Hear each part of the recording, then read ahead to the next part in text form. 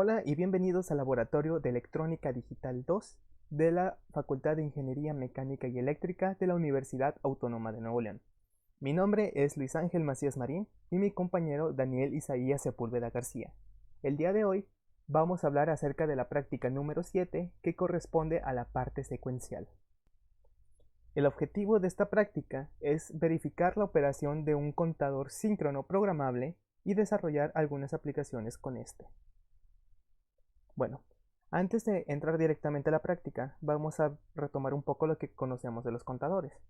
Nosotros sabemos que los contadores son circuitos secuenciales muy útiles que tienen una gran cantidad de aplicaciones. Y como nosotros sabemos, la parte secuencial tiene que ver con flip-flop, que son estos estados primarios o estas memorias que son capaces de guardar un bit por un tiempo. Los contadores que se han visto pueden ser de dos tipos, ya sean síncronos o asíncronos. En los contadores asíncronos no tienen como tal una señal de reloj que se interconecte con todos, sino que la señal de reloj se conecta con el primer flip-flop, el cual va a hacer que su salida esté conmutando entre un estado de 0 y un estado de 1. Esta salida se conectaría a, por ejemplo, un LED para poder visualizarlo nosotros, pero al mismo tiempo se conectaría a la señal de reloj del siguiente flip-flop. De esa manera estamos retroalimentando en cascada varios flip-flop y podemos hacer una cuenta ascendente únicamente utilizando los flip-flop. Esto tiene varias desventajas. Por ejemplo, cuando tenemos un estado 15 o 4 unos y queremos pasar al estado 0, primero se tiene que ir despejando, por así decirlo, el 1 de la salida Q0, después de la salida Q1, después de la salida Q2 y después de la salida Q3, lo cual nos va a quitar algo de tiempo de operación y se va a tardar 4 veces un ciclo de lo que normalmente tardaría.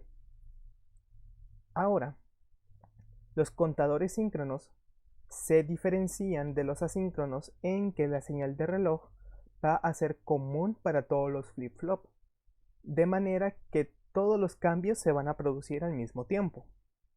De esta manera podemos evitarnos los problemas que habían en el asíncrono, por ejemplo, el que habíamos dicho de que el 0 se recorre de una posición a otra, y de esta manera el cambio sucede inmediato.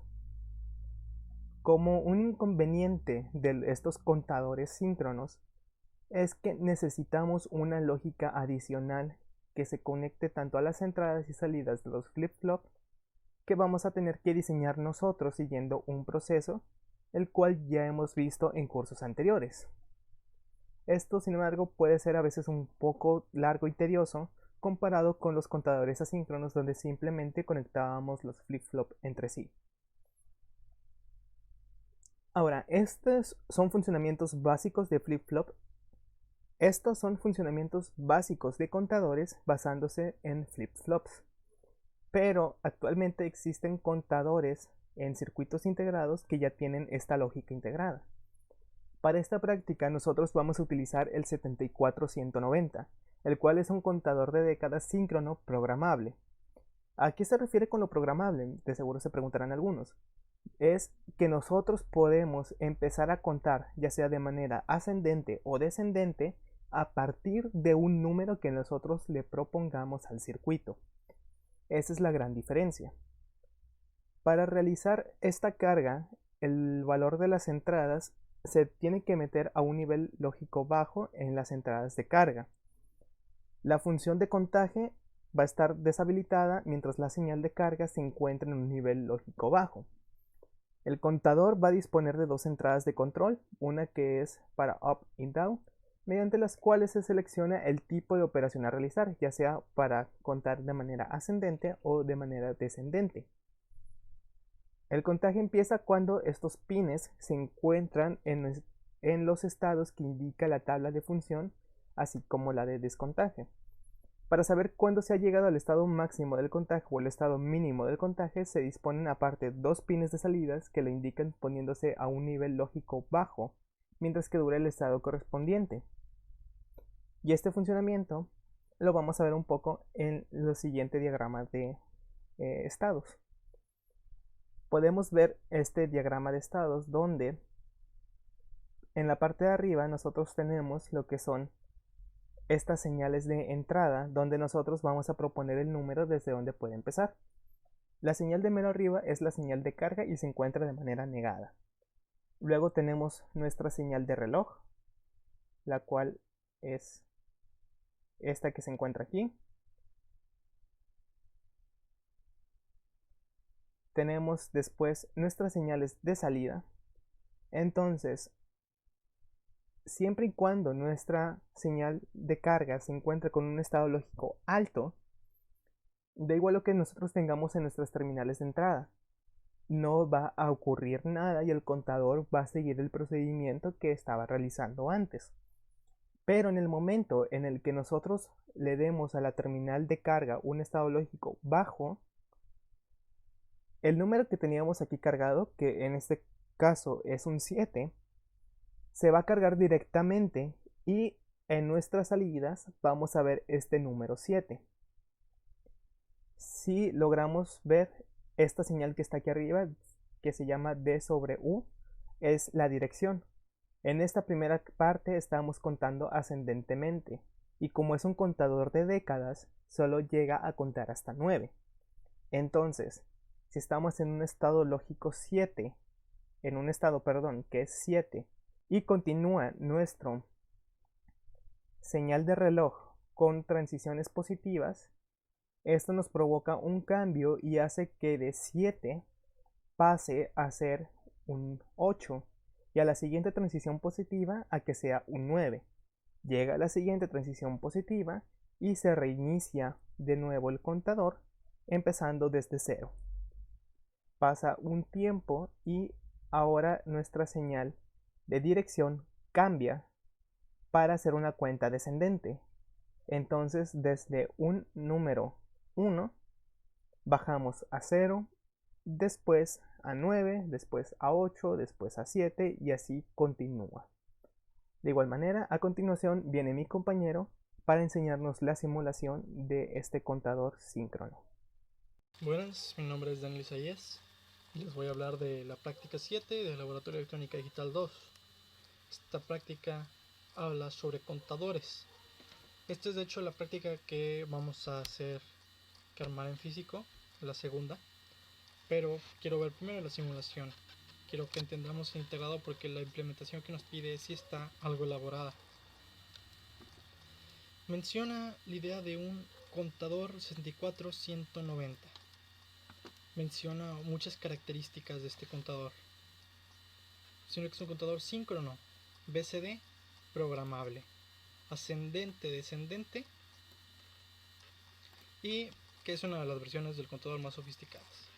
Todas estas palabras significan algo y no solemos ponerles mucha atención.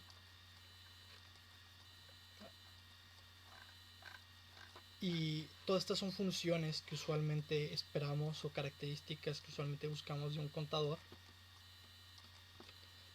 Y vamos a explicar porque a veces queremos que un contador haga algo, pero no sabemos cómo se llama y entonces compramos el incorrecto. Puede que haya pasado a alguno. Así que vamos a verlas. Aquí tengo la simulación para demostrar cómo funciona el integrado. Ahí vemos que está contando, eso ya lo sabemos, es un contador. Cuando recibe una señal en el pin clock, incrementa, o sea, con el evento incrementa la cuenta.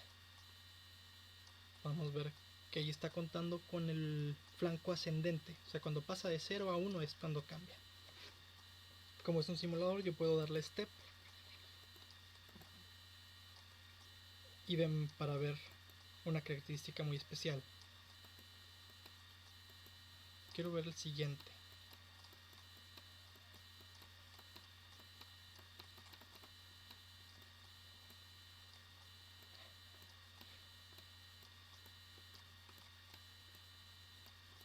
Cero,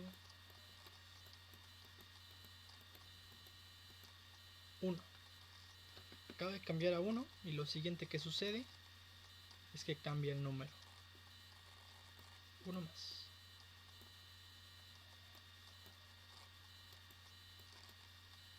porque quiero que veamos, es una característica que se lo puedo explicar de esta manera. Aquí, ahorita tenemos en la salida 1100 y está a punto de cambiar. Y ya cambió. Cambiaron los dos al mismo tiempo.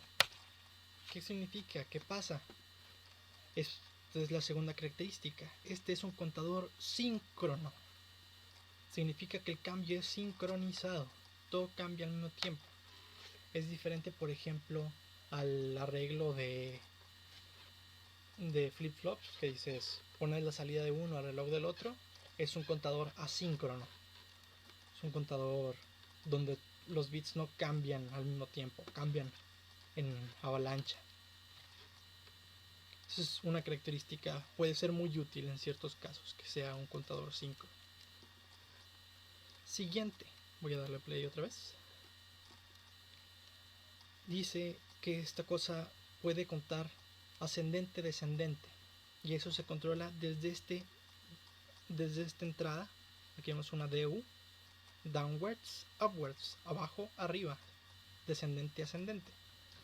Dice que cuando la rayita aquí significa cuando tenga 0, contará hacia arriba, que es lo que está haciendo ahorita mismo. Pero cuando tenga 1, contará hacia abajo. Entonces podemos contar diferentes maneras según nuestra tarea. Tal vez queremos que cuente hacia abajo, a diferencia de los convencionales que cuentan hacia arriba.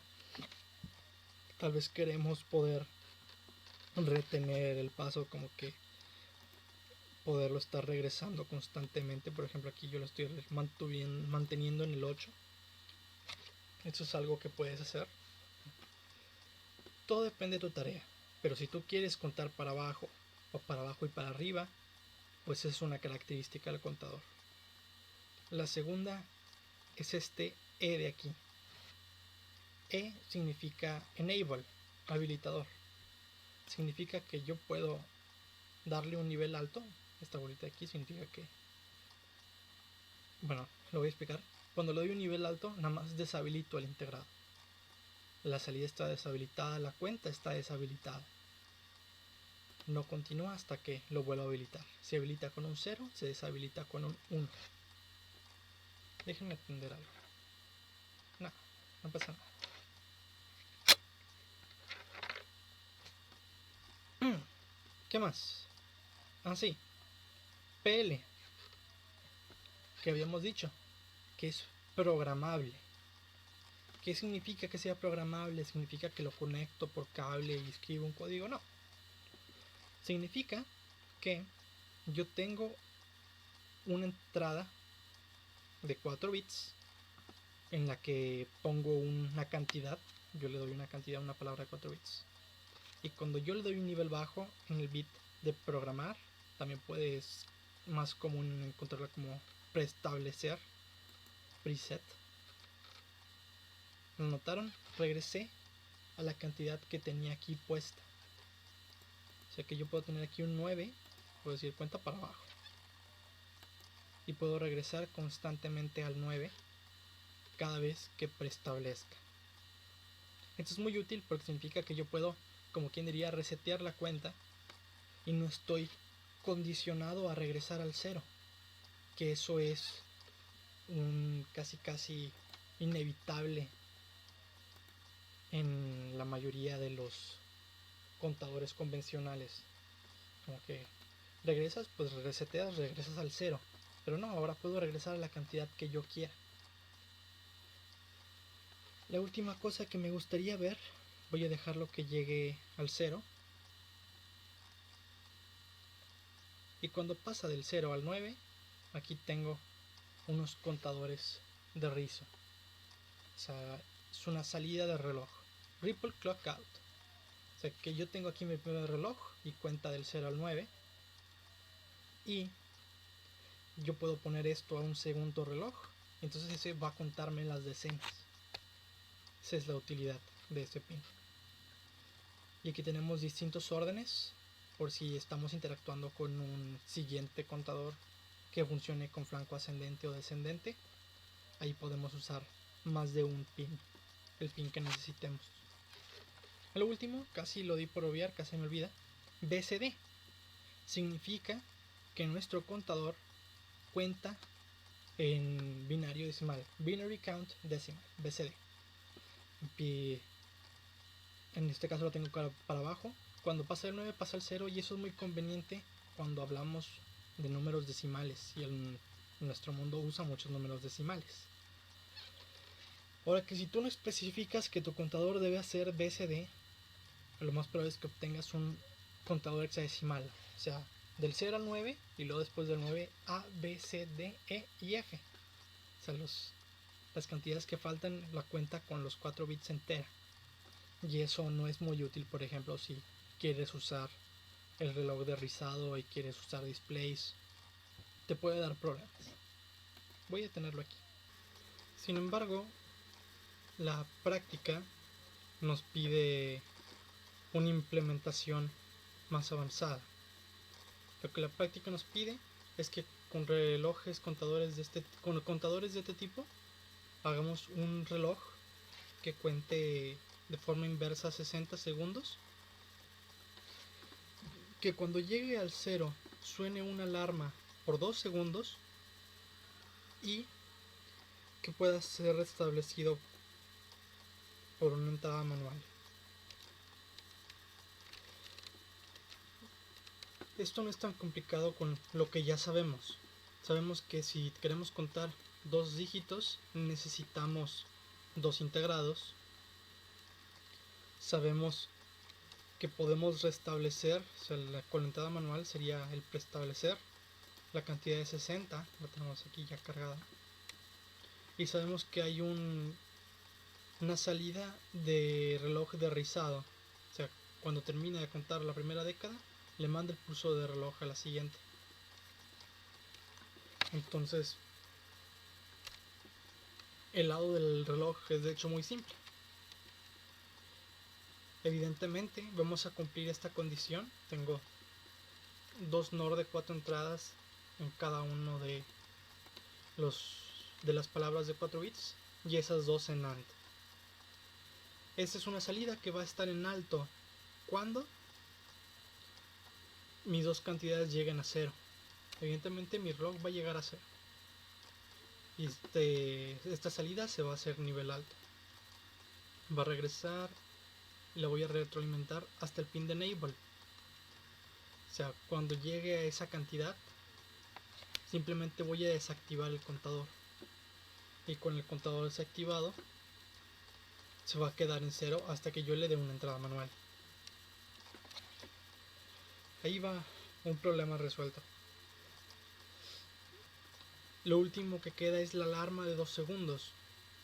Y probablemente la manera más fácil de hacer esto es de forma analógica. Aquí pongo todavía otra compuerta AND, que una de sus entradas es el enable. Entonces primero va a llegar la alarma a 0 y la otra de sus entradas ahorita la tenemos a una pull up, o sea, va a estar usualmente en alto siempre. Entonces inmediatamente esto se vuelva 1, esta salida va a volverse 1 y va a activar esta alarma, este zumbador. Pero también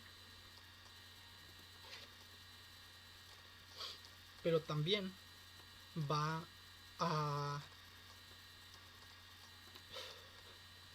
a pasar por esta resistencia y este capacitor a tierra, lo cual va a saturar este transistor con un efecto retardado. Primero va a cargar el capacitor y luego va a saturar el transistor, y cuando saturemos el transistor, la entrada que ya habíamos mencionado se va a volver 0 y la alarma se va a apagar y ya no se va a volver a encender, porque esto va a empezar a oscilar sin cruzar la saturación de AND de manera significativa. Vamos a verlo. Como es un simulador va a sonar un poco fuerte. A ver si le puedo bajar el volumen.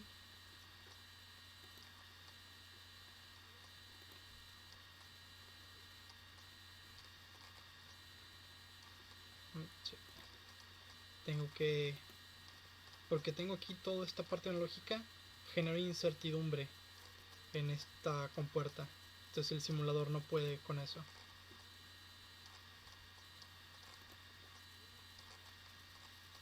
¿Cuenta? Lo tengo más rápido el reloj para poderlo ver en alto.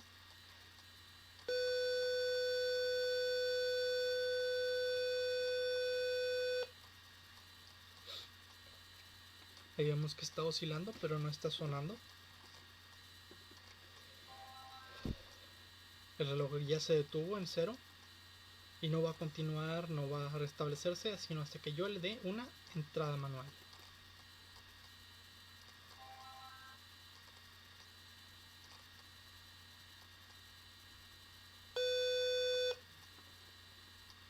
Aquí suena diferente y sé que todo este circuito no sea muy confiable. Yo tampoco confiaría en todo esto porque es un simulador. Ahí, por ejemplo, sonó menos tiempo, pero yo me tomé la molestia de armar este circuito primero, toda la parte de la alarma de 2 segundos, desde lo que son estas compuertas, los AND, y luego la parte analógica.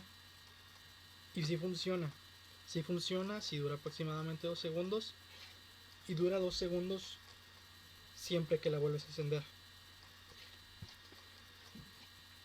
Yo creo que sería mejor si viéramos ese circuito armado.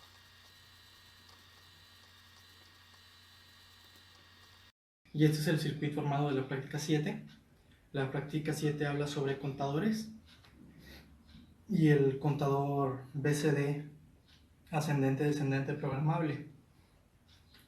Nos pide que hagamos una implementación del circuito que cuente de 60 hasta 0 y que cuando llegue a 0 suene una alarma por 2 segundos y permanezca así hasta que le demos una entrada manual y entonces el ciclo se repite, la función.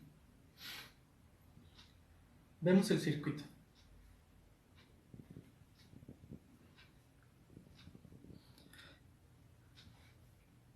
Empezamos de este lado.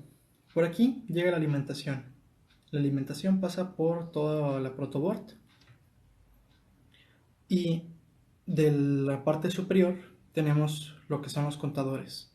Estos dos integrados de aquí son los contadores. No son exactamente los que pide el manual. Esos son difíciles de conseguir, son casi descontinuados. Pero estos son de la serie 45, son equivalentes, hacen lo mismo. Dos contadores, luego se conectan por los cables naranjas cada uno a su respectivo decodificador y por los cables blancos y resistencias de los decodificadores a display 7 segmentos. De este lado tenemos el contador de las unidades y de este lado el de las decenas. Para lograr eso, tengo aquí un circuito estable de 555, nada más produce pulsos aproximadamente de 1 Hz. No sé si se puede apreciar, lo tengo ahí todo encaramado, pero pues funciona bien. Este lo hice hace varios meses porque terminaba usando el reloj digital muy seguido, entonces pues así ya está listo siempre. Y llega el pulso de reloj a este pin, si no me equivoco es el pin 15 del contador, y así es como el contador va contando, va cambiando su estado. Lo tengo programado para que cuente descendente. Uno de estos pines es tengo que estar a tierra, y están a tierra los dos. Y este pin, que es el 7, lo tengo conectado por este cable azul y va hasta el pin 15 del contador de las decenas. Este es el reloj de rizado. Cada vez que paso en este dígito de 0 a 9, porque voy contando para abajo, o sea, 3, 2, 1, 0 y el 9 otra vez, este pin me manda un pulso que es como el pulso de reloj para el siguiente integrado. Entonces, En ese nodo tenemos 1/10 de la frecuencia del pulso de reloj. Es como manifiesta las decenas.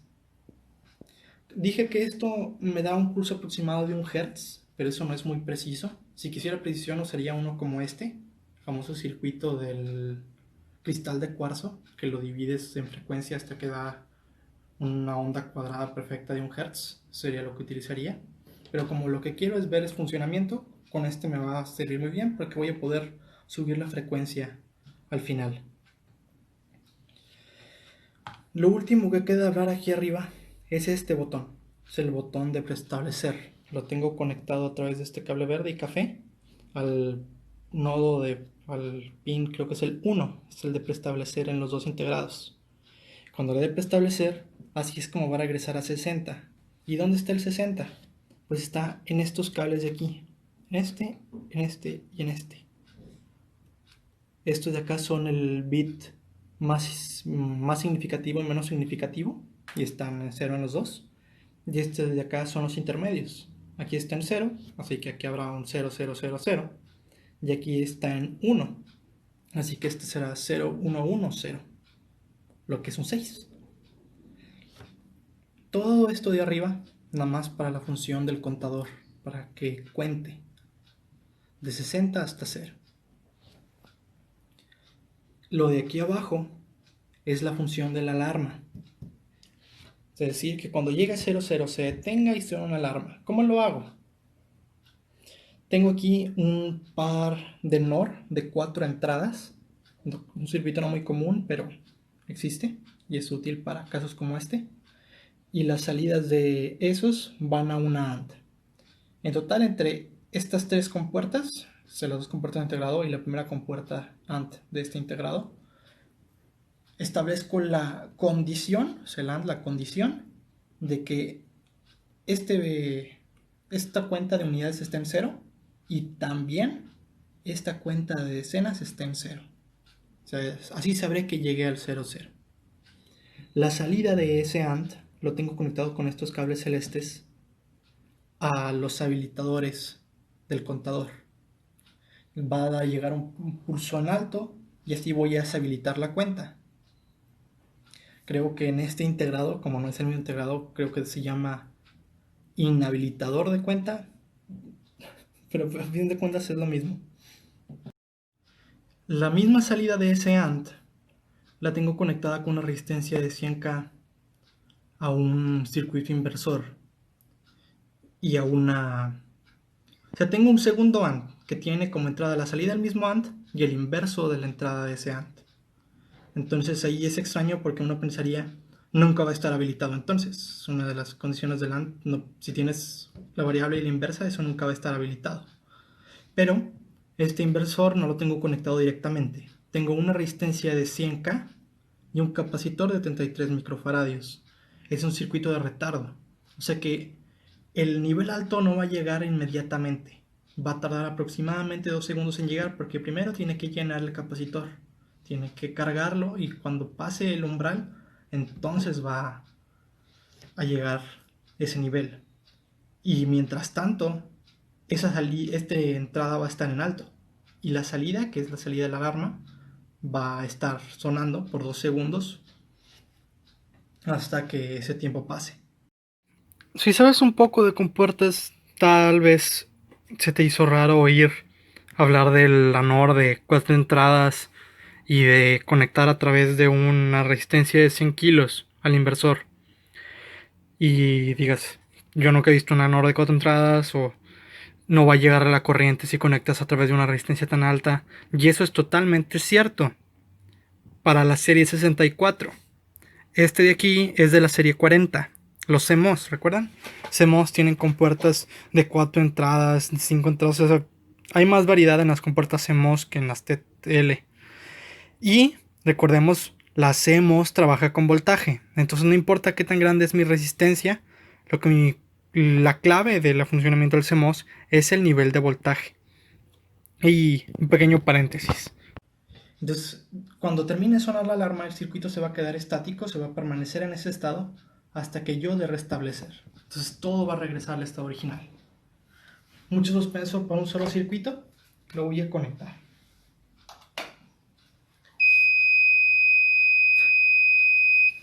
Estos contadores tienen características de memoria volátil. Es la práctica 8. Ahí podemos ver. Cuando restablezco llega a 60.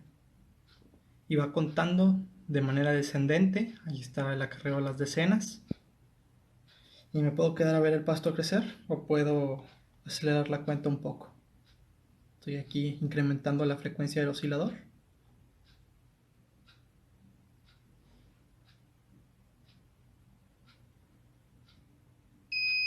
1, 2. Y se queda estático. Restablecer. Y incrementar la cuenta todavía más.